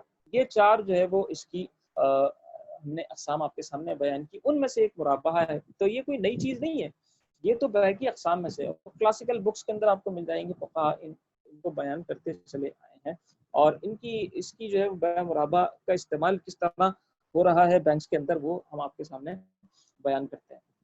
سب سے پہلے یہ دیکھ لیں کہ جو ایتھکس سیل کے بیان کیے ہیں، جو بیان کیے گئے ہیں دین اسلام میں، وہ ان پہ ایک نظر مار لیں کہ سیل جو ہے وہ ہماری ناٹ انڈلج ان ربا، ربا کا معاملہ نہ ہو، ناٹ بی انوالو ان غرر، غرر کا معاملہ۔ اچھا، غرر کیا ہے؟ غرر ہے انسرٹینٹی، کہ انسرٹین سچویشن ہے، نہیں پتہ کہ جو ہے وہ کیا ہوگا۔ مثال کے طور پر جیسے ہمارے یہاں ہوتا ہے نا کہ اب تو خیر اوبر کریم کا دور ہے، رکشہ ٹیکسی خیر ابھی بھی چلتے ہیں، کہ کسی رکشے والے کو بولا جائے کہ مجھے فلاں جگہ جانا ہے، تو وہ کہے کہ ٹھیک ہے میں لے چلوں گا، کتنے پیسے لوگے؟ بھائی دے دینا جو آپ کو سمجھ میں آئے۔ اب وہ بیٹھ تو جاتے ہیں، لیکن کیا ہوتا ہے پھر، وہ یہی ہوتا ہے، جھگڑا ہوتا ہے، وہ کچھ اور سمجھ رہا ہوتا ہے کہ 500 روپے بنے، یہ سمجھ رہا ہوتا ہے 400 روپے بنے، اب جو ہے وہ جھگڑا ہو جاتا ہے۔ تو اس لیے چیزیں پہلے سے طے شدہ ہونی چاہیے، یہ کہلاتی ہے انسرٹینٹی، اور یہ کہلاتا ہے غرر، اس سے جو ہے وہ منع کیا گیا ہے۔ اچھا، آگے پھر لکھا ہے کہ not indulge in fraudulent behavior، کوئی جو ہے وہ دھوکہ دہی نہیں ہونی چاہیے، دھوکہ دہی کا عنصر نہیں ہونا چاہیے۔ جیسے حدیث شریف ہے نا کہ من غش فلیس منا، جس نے دھوکہ دیا وہ ہم میں سے نہیں۔ اللہ کے رسول جو ہے وہ تشریف لے جا رہے تھے، کسی نے ایک ڈھیری لگائی ہوئی تھی، اس میں جو ہے وہ سوکھے جو اناج تھا وہ اوپر تھا اور نیچے گیلا اناج تھا، تو اللہ کے رسول نے جب نیچے ہاتھ ڈالا اس میں گیلا اناج تھا، تو اللہ کے رسول نے فرمایا من غش فلیس منا، دھوکہ دینے والا ہم میں سے نہیں، ہمارے طریقے پر نہیں۔ تو مومن جو ہے وہ دھوکہ دہی نہیں کرتا، fraudulent behavior نہیں ہونا چاہیے۔ not withhold supplies to raise prices، ذخیرہ اندوزی نہیں کرنی چاہیے، یہ جو ہے بزنس ایتھکس کے خلاف ہے، ان چیزوں سے اللہ کے رسول نے منع فرمایا ہے کہ ذخیرہ اندوزی نہیں کی جانی چاہیے، کہ ہم نے جو ہے وہ روک کر رکھ لی چیزیں۔ not withhold supplies to raise prices، روک کے رکھ لیں کہ مارکیٹ کے اندر جب اس کی پرائزز بڑھیں گی تب جو ہے وہ مارکیٹ میں اس کو لے جا کر رکھ دیں گے، اویلیبل کر دیں گے، اور پیسے اس کے بڑھ کر مل جائیں گے۔ not take advantage of anybody's need، ذخیرہ اندوزی کے اندر بھی بیسیکلی یہی ہوتا ہے۔ اور اس کے علاوہ بھی ہم جو ہے وہ دیکھ رہے ہوتے ہیں کہ جناب کوئی گاڑی بیچ رہا ہو، کوئی گھر بیچ رہا ہو، وہ شخص کے جس کو ضرورت ہو، ضرورت مند کوئی بیچ رہا ہو، ہم ضرورت مندوں کو تلاش کرتے ہیں اور ان کی ضرورتوں سے فائدہ اٹھا رہے ہوتے ہیں، حالانکہ جو ہے وہ ضرورتوں سے اور مجبوریوں سے فائدہ نہیں اٹھانا چاہیے، بلکہ جو اس کی مارکیٹ ویلیو ہے، اگر ہمیں معلوم ہے کہ اس کی مارکیٹ ویلیو ہے، تو ظاہر ہے سامنے والا مارکیٹ ویلیو سے اگر کم میں بیچ رہا ہے تو کسی نہ کسی وجہ سے بیچ رہا ہے، کسی مجبوری سے بیچ رہا ہے، تو کوشش یہی کرنی چاہیے کہ اس کو مارکیٹ ویلیو پر ہم پرچیز کریں۔ اچھا، آگے ہے not withhold information to take advantage of ignorance, کسی کی لا علمی کا ہم جو ہے وہ ناجائز فائدہ نہ اٹھائیں۔ یعنی ایسا ہوتا ہے کہ جب کسان جو ہے وہ اپنی فصلیں وغیرہ کاٹ کر اب جو ہے وہ بیچنے کے لیے آ رہے ہوتے ہیں شہر کے اندر، تو ان کو جو ہے وہ کہہ دیا جاتا ہے کہ نہیں، شہر کے اندر تو جناب حالات بہت خراب ہیں اور مارکیٹ بہت زیادہ ڈاؤن چل رہی ہے، یا ان کو ڈرا دیا جاتا ہے کسی چھینا چھپٹی سے, کسی قتل و غارت گری کی واردات سے یا وغیرہ وغیرہ اور کسی چیز سے. تو ایسی صورتوں کے اندر جناب یہی ہوتا ہے کہ وہ انفارمیشن کو روک کر رکھتے ہیں اور ان کی لا علمی کا فائدہ اٹھا کر بیٹھ جاتے ہیں. پھر کیا ہوتا ہے, وہ ان سے وہیں پرچیز کر لیتے ہیں کہ بھائی تم اتنے داموں ہمیں دے دو, ورنہ جو ہے وہ شہر میں جاؤ گے تو کچھ نہیں پتا ہوگا. وہ ان کو اتنے داموں کم داموں بیچ کر وہ چلے جاتے ہیں واپس, اور پھر وہ شہر میں مہنگے داموں اس کو فروخت کر دیتے ہیں. یہ بھی سب ہوتا ہے. ناٹ فورس, اقرا نہیں ہونا چاہیے, جبر نہیں ہونا چاہیے, یعنی مجبوری میں جو ہے وہ کوئی ٹرانزیکشن کسی سے نہ کروائیں, کسی کے سر پر بندوق رکھیے کہ بھائی یہ تم بیچو ہی بیچو مجھے, اس کی مرضی ہے وہ بیچے یا نہ بیچے, اس کا مال ہے, اس کی چیز ہے. اچھا آپ دیکھیں مرابہ کا پروسیس فلو کیا ہوتا ہے, مرابہ کس طرح استعمال ہو رہا تھا اسلامک بینکس کے اندر. یہاں دیکھیں ایک اسلامک بینک بنا ہوا ہے اور ایک سیلر بنا ہوا ہے, ان کے بیچ میں لکھا ہوا ہے کموڈٹی پرچیز. اسلامک بینک نے سیلر سے کموڈٹی پرچیز کی اور پھر اس کے بعد اس کو سیل کر دی. کس کو, نیچے کسٹمر بنا ہوا ہے کاسٹ پلس پروفٹ پر, اور کسٹمر سے جو ہے وہ ڈیفرڈ پیمنٹ کے اوپر, انسٹالمنٹ پر یا لمسم کے اوپر اس نے پیسے دیے اور پھر وہ پیسے دوبارہ اسلامک بینک کے پاس چلے گئے. سمپل یہ مرابہ ہو گیا. سیلر سے چیز لی اور چیز لے کر کاسٹ پلس پروفٹ پر کسٹمر کو دی, کسٹمر سے کہہ دیا کہ آپ انسٹالمنٹ پر تھوڑے تھوڑے کر کے پیسے مجھے اس کے دیتے رہیں, 3 سال میں ادا کرتے ہیں یا جو بھی ایک وقت رکھ لیتے ہیں, یا لمسم بھی ہوتے ہیں کہ آپ ون ٹائم بھی بعض اوقات پیمنٹس ہو جاتی ہے. اچھا اس کے اندر کن کن چیزوں کی رعایت کی جاتی ہے. سب سے پہلے تو اس بات کا خیال کیا جاتا ہے کہ کسٹمر کو بھی اور جو ہے وہ بینک کے نمائندے کو بھی اسلامک بینکنگ کی اویئرنیس ہو, اسٹیجز وغیرہ سارے پتہ ہو, تاکہ کہیں بھی کسی قسم کی کوئی غلطی نہ ہو, نان کمپلائنس نہ ہو. یعنی ایسا نہ ہو کہ جو ہے وہ چیز کی ابھی خرید و فروخت ہوئی نہیں, وہ پہلے ہی استعمال ہو گئی وغیرہ وغیرہ, اس طرح کی چیزوں سے بچا جا سکے. اچھا ایک پھر اس کے بعد کیا ہے, مرابہ facility agreement and agency agreement. مرابہ فیسلٹی ایگریمنٹ کیا ہے, اس کے اندر سارے ٹرم اینڈ کنڈیشنز جو ہے مرابہ کی طے کر لی جاتی ہیں کہ کن کن چیزوں کو ہم خریدیں گے اور کیا کیا اس کے قواعد و ضوابط ہوں گے, کتنے کتنے عرصے میں خریدا کریں گے وغیرہ وغیرہ. تو جو بنیادی باتیں جو ہے وہ اہم اہم باتیں طے ہوتی ہیں معاہدے کی, وہ اس میں لکھ لی جاتی ہیں. بیسیکلی ایک ماسٹر ایگریمنٹ ہوتا ہے. اچھا ایجنسی ایگریمنٹ کیا ہے, ایجنسی ایگریمنٹ یہ ہے کہ عموماً کسٹمر کو ایجنٹ بنا دیا جاتا ہے. اچھا لوگ اس کو جو ہے وہ غلط سمجھتے ہیں. دیکھیں ہوتا کیا ہے, ہوتا یہ کہ اگر ہم کسٹمر کو, یعنی اسلامک بینک سے اگر کسٹمر کو ایجنٹ نہ بنائیں, خود ہی جا کر مارکیٹ سے چیزیں پرچیز کرے, تو اب اس کا نقصان کیا ہے. نقصان یہ آپ کو پتہ ہے, کسٹمر یہ کہہ سکتا ہے, اور یہ جینون کیس بھی ہو سکتا ہے, کسٹمر کو چاہیے ہو بلیک کلر کی کوئی کار, اور یہ جو ہے وہ وائٹ کار اٹھا کے لیا ہے, یا چلیں بلیک, اس کو چاہیے, ماڈلز کا فرق ہو سکتا ہے, کنڈیشنز کا فرق ہو سکتا ہے, کسی شاپ کا فرق ہو سکتا ہے, مشینری کے اندر, پرزوں کے اندر ایسی چیزیں بہت زیادہ ہوتی ہیں, میڈ کا فرق ہو سکتا ہے, اور بھی بہت ساری چیزیں ہیں جن کا ڈفرینس ہو سکتا ہے. یا پھر جو ہے وہ بینک خود چلا جائے اور مہنگی اٹھا کے لے آئے, اس کی ایکسپرٹیز ظاہر ہے کسٹمر کے مقابلے میں کسی اسپیسیفک فیلڈ کے اندر جو ہے وہ ہو سکتا ہے کہ کم ہو, وہ جو ہے مہنگی اٹھا کر لے آئے, مہنگی آرڈر کر دے, اور پھر جب کسٹمر سے پیسے لینے کے لیے وہ آئے اور اس کو کہے کہ یہ اتنے کی کاسٹ ہے اور یہ پروفٹ میں اس پر چارج کروں گا, تو کسٹمر کہے کہ بھائی اتنی کاسٹ آپ کو کیسے پڑ گئی, تو آپ ظاہر ہے مجھ سے ہی ریکور کریں گے ساری کی ساری, مجھے تو مارکیٹ میں سستی مل رہی ہے, تو بھائی کیا لینا ہے فائنلی آپ ہی وہ ہم سے پرچیز کریں گے, تو آپ خود ہی جا کر دیکھ لیں ہمارے بیہاف پر. اس کو اپنے بیہاف پر ایجنٹ بنا دیتا ہے, اور وہ ایجنسی ایگریمنٹ کے ذریعے سے جا کر چیزوں کو اچھی طرح دیکھ لیتا ہے. اچھا میں نے عرض کیا تھا کہ اسلامک بینکس اپنے ایسیٹس کا رسک بیئر کرتے ہیں. اب وہ جب تک ایجنٹ کی کیپیسٹی میں ہوتا ہے, یا بعد میں جب وہ جب مال آ رہا ہوتا ہے اور شپ ہو جاتا ہے, جب سے لے کر وہ کہیں سے بھی آ رہا ہو, جب سے لے کر جب تک وہ اترتا نہیں گوڈاؤن کے اندر, جب تک وہ بینک کے پوزیشن میں ہوتا ہے, اور اس دوران اگر کچھ ہو جاتا ہے, نقصان ہو جاتا ہے, تو بینک کا ہی نقصان ہے, کسٹمر کو نقصان پاس آن نہیں کیا جا سکتا. جب وہ یہاں پہنچ جاتا ہے پھر کیا ہوتا ہے, اچھا وہ تو خیر چلیں اگلا مرحلہ ہے. ابھی یہ دیکھیں کہ کسٹمر جب چیز دیکھ لیتا ہے تو وہ جو ہے وہ ایک آرڈر فارم سائن کرتا ہے. آرڈر فارم جو ہے وہ اس کو دیتا ہے کہ میں جو ہے وہ آپ سے یہ چیز منگوانا چاہتا ہوں یا پرچیز کرنا چاہتا ہوں. یہ ڈسبرسمنٹ کر دیتا ہے, بینک کی طرف سے پیسے دے دیے جاتے ہیں. پیسے کسٹمر کو نہیں دیے جاتے, پیسے سپلائر کو دیے جاتے ہیں جس سے چیز آنی ہوتی ہے. اچھا سیلر جس کو لکھا ہوا تھا سپلائر. اچھا یہ جو ہے یہ ایسا کیس بھی ہوتا ہے کہ بینک جو ہے وہ کسٹمر کو پیمنٹ کر دیتا ہے, اس کے اکاؤنٹ میں پیمنٹ کر دیتا ہے. وہ جو ہے وہ یونیک کیسز ہوتے ہیں, اور وہ ریئر کیسز ہوتے ہیں, اور وہ بہت زیادہ ضروری اس کے اندر, مطلب اس کے اندر اور کوئی راستہ نہیں ہوتا کسٹمر کو پیمنٹ کرنے کے علاوہ. یعنی ایسا ہو سکتا ہے کہ سپلائر جو ہے وہ کوئی بہت چھوٹا سا سپلائر ہے، کسی بہت دور دراز علاقے میں بیٹھا ہے، نان بینکنگ ایریا کے اندر بیٹھا ہے، بینکنگ نہیں ہوتی وہاں، یا وہ جو ہے وہ نہیں کر سکتا بینکنگ وغیرہ.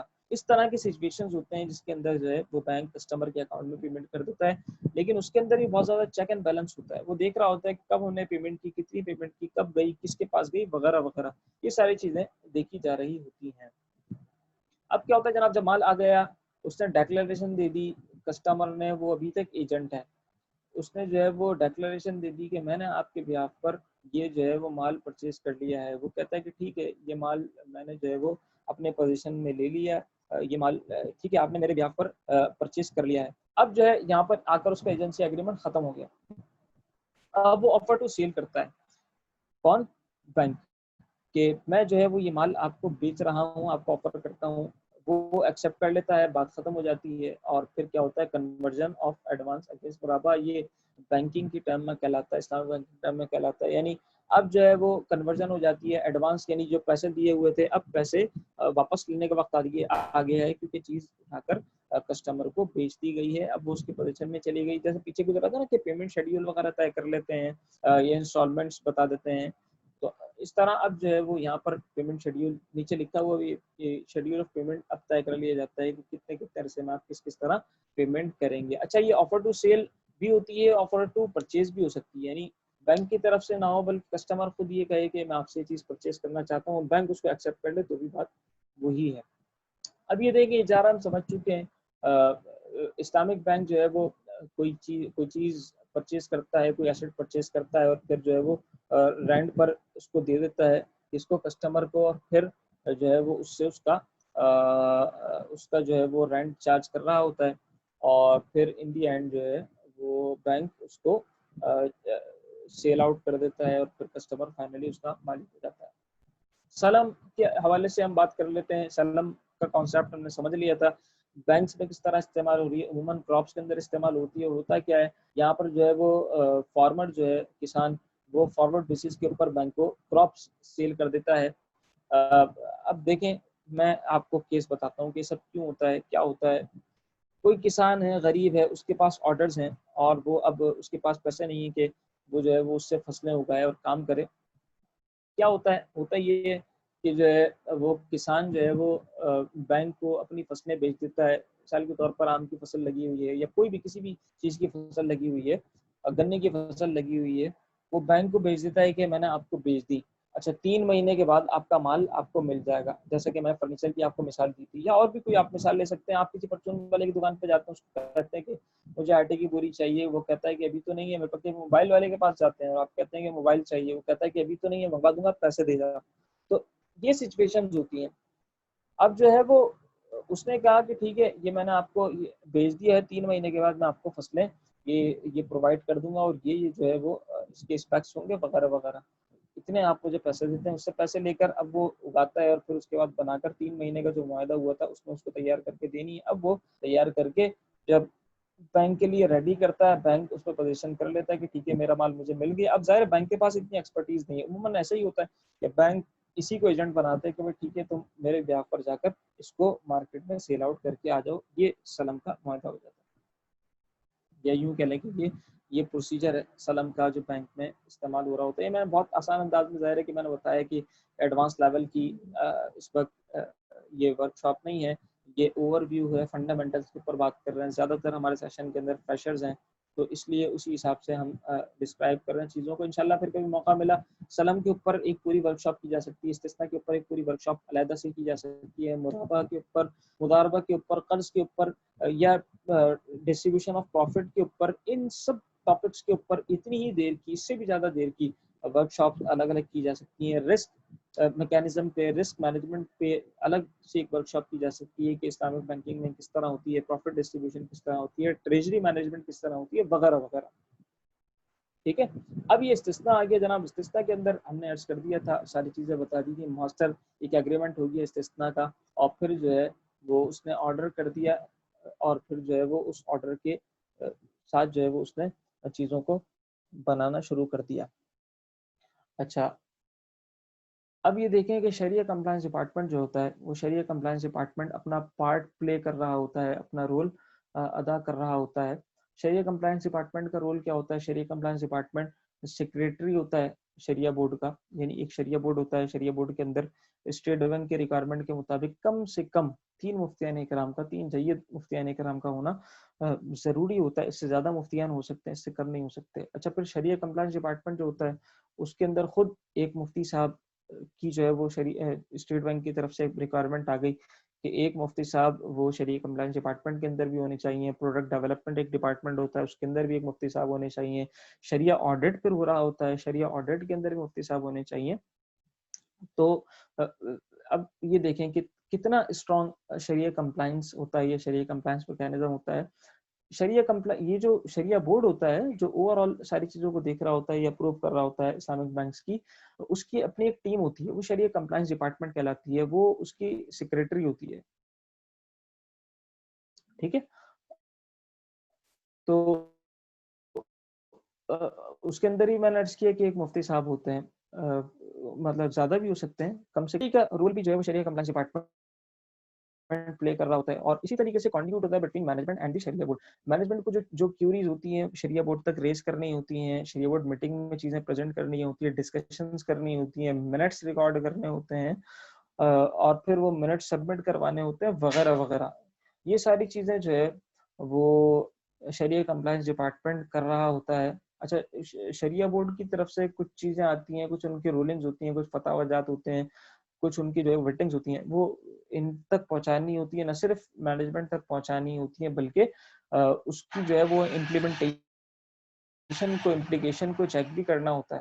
یہ ساری چیزیں جو ہے وہ شریعہ کمپلائنس ڈپارٹمنٹ کر رہا ہوتا ہے۔ اچھا، اسی طرح شریعہ کمپلائنس ریویو کر رہا ہوتا ہے شریعہ کمپلائنس ڈپارٹمنٹ۔ اچھا، شریعہ کمپلائنس ریویو کہنے میں تو ایک بہت چھوٹا سا لفظ ہے، یہ جو ہے وہ برانچز کا ریویو کر رہا ہوتا ہے، برانچز کو دیکھ رہا ہوتا ہے، کئی دن لگ جاتے ہیں بعض اوقات، ہر ڈپارٹمنٹ کا ریویو کر رہا ہوتا ہے، ان کے رپورٹس بنا رہا ہوتا ہے، شریعہ بورڈ کو پریزنٹ کر رہا ہوتا ہے، اور پھر جو ہے وہ یہ جو ہے وہ پریکٹس اس کی آن گوئنگ بیسس پر چل رہی ہوتی ہے مسلسل۔ شریعہ کمپلائنس ڈپارٹمنٹ یہ کام کر رہا ہوتا ہے، اوور آل بینک کے میکینزم کو وہ چیک کر رہا ہوتا ہے، اس کا چیک اینڈ بیلنس دیکھ رہا ہوتا ہے۔ اچھا، انفورسمنٹ آف شریعہ آڈٹ رپورٹ شریعہ کمپلائنس ڈپارٹمنٹ کر رہا ہوتا ہے، یعنی شریعہ آڈٹ جیسے میں نے بتایا کہ شریعہ کمپلائنس ڈپارٹمنٹ کے علاوہ ایک شریعہ آڈٹ ڈپارٹمنٹ بھی ہوتا ہے جو برانچز کا بھی شریعہ آڈٹ کر رہا ہوتا ہے، جس طرح شریعہ کمپلائنس ڈپارٹمنٹ مختلف ڈپارٹمنٹس کا شریعہ کمپلائنس ریویو کر رہا ہوتا ہے، یہ بھی جو ہے وہ شریعہ آڈٹ کر رہا ہوتا ہے، چیک اینڈ بیلنس کرتا ہے، یہ اپنی رپورٹ بناتا ہے، وہ رپورٹ بھی شریعہ بورڈ کو پریزنٹ ہوتی ہے، اس میں جو شریعہ پرسپیکٹو سے مسائل ہوتے ہیں شریعہ بورڈ کی اس میں رائے بھی درکار ہوتی ہے، اور پھر جو ہے وہ یہ سارا رول شریعہ کمپلائنس ڈپارٹمنٹ پلے کر رہا ہوتا ہے، شریعہ آڈٹ سے رپورٹس لے کر شریعہ بورڈ تک پہنچانا، شریعہ بورڈ سے اس کے اوپر کامنٹس لینا، پھر شریعہ آڈٹ تک پہنچانا، اور پھر جو ہے وہ اس میں سے جو چیزیں ایسی ہیں کہ جو اصلاح طلب ہیں مینجمنٹ تک پہنچانی ہے، پھر نہ صرف پہنچانی بلکہ اس میں انفورسمنٹ کا لفظ استعمال ہوا ہے کہ برانچز کو یہ بتانا، باور کروانا، اور پھر اس کی کمپلائنس چیک کرنا کہ شریعہ آڈٹ کی آبزرویشنز تھیں وہ آپ نے جو ہے اس کے مطابق عمل درآمد کیا یا نہیں کیا وغیرہ وغیرہ۔ اچھا، preparation of check list, S O Ps وغیرہ، یہ ساری چیزیں جو ہے وہ شریعہ کمپلائنس ڈپارٹمنٹ بنا رہا ہوتا ہے۔ اسی طریقے سے جو ہے یہ تو وہ چیزیں جو اپنی یہ بلڈ اپ کر رہا ہوتا ہے check list, S O Ps وغیرہ، اور جو بینک کی اوور آل مختلف ڈپارٹمنٹس کی ایس او پیز ہیں، چیک لسٹ ہیں، ان ساری چیزوں کو وہ چیک کر رہا ہوتا ہے، مینولز ہیں ان کو وہ دیکھ رہا ہوتا ہے، ایگریمنٹس ہیں، کانٹریکٹس ہیں وغیرہ وغیرہ، فارمز ہیں، ان سب چیزوں کو وہ دیکھ رہا ہوتا ہے۔ اچھا، ٹریننگ بھی شریعہ کمپلائنس کے اوپر شریعہ کمپلائنس ڈپارٹمنٹ دے رہا ہوتا ہے، یہ بھی جو ہے وہ اس کی ایک رسپانسبلٹی ہے، اس کا ایک رول ہے، اس کی ذمہ داری ہے۔ برانچز کا اسٹاف ہو، ہیڈ آفس کا اسٹاف ہو، مختلف ڈپارٹمنٹس کا اسٹاف ہو، یا کوئی نئے لوگ جس طرح وہ ہائر ہوتے ہیں، انڈکٹ ہوتے ہیں، تو ان کے لیے تو ٹریننگ بہت زیادہ ضروری ہوتی ہے، اور پھر جو ہے وہ 5 دن 7 دن 10 دن کی ٹریننگ جو ہے وہ چل رہی ہے، تو یہ سارے کام بھی جو ہے وہ شریعہ کمپلائنس ڈپارٹمنٹ کر رہا ہوتا ہے، اور ظاہر ہے کہ اس کے لیے پھر پریزنٹیشن بنائی جاتی ہے، پی پی ٹی بنائی جاتی ہے، اور پھر تیاری کی جاتی ہے، خاص وقت ماحول ہوتا ہے۔ اور پھر اس کے علاوہ اسٹیٹ بینک میں ایس جی ایف نے اس کو آگے لکھا ہے ادر فنکشن، یعنی اس کی رولز کے اندر، رسپانسبلٹیز کے اندر شریعہ کمپلائنس ڈپارٹمنٹ کے ادر فنکشن بھی مینشن کیا ہے، اس کے اندر پھر 2 کلازز ہیں، تو اس میں کیا ہے، اس میں یہ کہ مینولز وغیرہ اور جو چیزیں ہوتی ہیں ان کو دیکھنا، اور پھر جو ہے وہ اسی طرح ویب سائٹ ریویو کرنا بینک کی، اسلامک بینک کی، اس کو بھی جو ہے وقتاً فوقتاً شریعہ کمپلائنس ڈپارٹمنٹ ریویو کرتا رہے کہ اس میں کوئی ایسی چیز نہ ہو، یا اس کے اندر جو ہے وہ اسٹیٹ بینک کی جو ریکوائرمنٹس ہیں یا جیسے اسٹیٹ بینک کے FAQs ہیں یہ اس کے اوپر ہونے چاہیے، اور شریعہ کمپلائنس ڈپارٹمنٹ کی شریعہ بورڈ کی پروفائل ہونی چاہیے، کانٹیکٹ نمبر ہونے چاہیے وغیرہ وغیرہ. یہ ساری چیزیں شریعہ کمپلائنس ڈپارٹمنٹ دیکھ رہا ہوتا ہے. تو اب میرا خیال ہے کہ بہت اچھی طرح سمجھ میں آ گیا ہوگا کہ یہ سب کچھ پہلے تو ہم نے عرض کیا کہ یہ ڈفرینس ہے، یہ چیزیں چل رہی ہوتی ہیں. اسی طریقے سے اسلامک بینک لائبلٹی سائٹ پر کام کر رہا ہوتا ہے، اس طریقے سے ایسٹ سائٹ پر کام کر رہا ہوتا ہے. یہ پروڈکٹس ہیں اور یہ یہاں سے ڈرائیو ہوئی ہیں. اور پھر جو ہے وہ باقی ایسا ہوتا ہے یا نہیں ہوتا، شریعہ کمپلائنس ڈپارٹمنٹ کتنی جو ہے وہ اس کو اسٹرکٹلی چیزوں کو دیکھ رہا ہوتا ہے، ریویو کر رہا ہوتا ہے. یہ ساری چیزیں جو ہے ہم نے آپ کے سامنے رکھی. آپ کا بہت شکریہ کہ آپ ورک شاپ میں تشریف لائے. امید ہے کہ بہت ہی زیادہ انفارمیٹیو رہی ہوگی، چیزیں سیکھنے کو ملی ہوں گی. اپنے سوالات جو ہوں وہ آپ لوگ شیئر کر لیں، یا جو ہے وہ گروپ میں آپ لوگ اپنے سوالات ہم سے کر سکتے ہیں. انشاءاللہ ایک دن کے اندر ہم آپ کے سوالات کے جوابات بھی دیں گے. آپ ہم سے کنیکٹڈ رہیں، ہمارے چینل کو آپ جو ہے وہ دیکھتے رہیں اور ہم سے آپ کنیکٹڈ رہیں. ہم جو ہے وہ انشاءاللہ اس طرح کی اور ورک شاپ بھی اسلامک فائنانس کے اوپر اور بہت سارے اہم موضوعات کے اوپر آپ کے لیے لے کر آتے رہیں گے. اور ان کی اپڈیٹس کے لیے آپ جو ہے ہم سے رابطے میں رہیں. اللہ رب العزت ہم پر فضل و کرم فرمائے. اللہ رب العزت ہمارا حامی و ناصر ہو. ابھی جو ہے وہ عنقریب ہماری اور بھی اچھی ورک شاپس آ رہی ہیں. آپ لوگ جو ہے وہ ان ورک شاپس میں بھی جو ہے وہ اپنا انٹرسٹ شو کریں. اچھا، اس کے علاوہ یہ بھی ہو سکتا ہے کہ آپ جو ہے وہ اپنی سجیشنز ہمیں دیں کہ آپ کیا بہتر سمجھتے ہیں کہ کن چیزوں پر ورک شاپس ہماری ہونی چاہیے. وہ آپ جو ہے وہ ہمیں عنوان دے سکتے ہیں کہ اس عنوان سے جو ہے وہ ورک شاپ آپ کنڈکٹ کریں. تکافل ہے اور بھی بہت سارے عنوانات، جیسے کئی ساری چیزیں تو میں نے عرض کی تھیں، یعنی رسک مینجمنٹ ہے، پول مینجمنٹ ہے، ٹریجری مینجمنٹ ہے، اور بھی اس کے علاوہ جو ٹاپکس آپ چاہیں وہ آپ نے بالکل بتا سکتے ہیں. انشاءاللہ ہم بھرپور کوشش کریں گے کہ جلد پر ورک شاپس کنڈکٹ کریں. اس کے علاوہ فل فلیج کورسز کروانے کا بھی ہمارا پروگرام ہے، وہ بھی انشاءاللہ ہم جلد اس کا آغاز کریں گے. اللہ رب ناصر ہو. فما علیہ